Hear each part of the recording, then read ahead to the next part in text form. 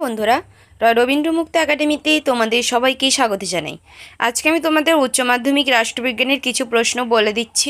তো কেউ ভিডিওটা স্কিপ করো না, ভিডিওটা শেষ পর্যন্ত দেখতে থাকো। তাহলে চলো আজকে ভিডিওটা তাহলে শুরু করা যাক। প্রথমে একের দাগে আছে জাতীয় জনসমাজ বলতে কী বোঝো। দুয়ের দাগে জনসমাজ ও জাতীয় জনসমাজের মধ্যে পার্থক্য লেখো। তিনের দাগে আছে জাতীয় জনসমাজের দুটি উপাদান উল্লেখ করো।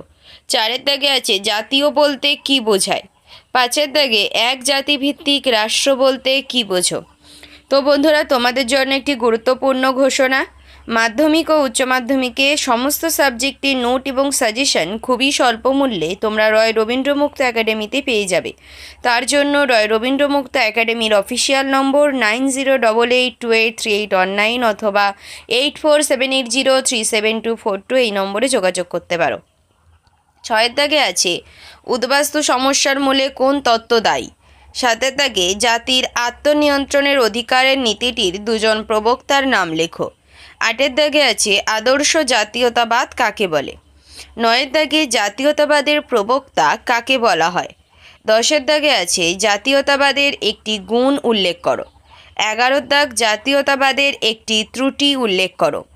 12 দাগ আন্তর্জাতিকতাবাদের দুজন প্রবক্তার নাম লেখো। 13 দাগে আছে রাজনৈতিক চেতনাসম্পন্ন জনসমাজকে কী বলে।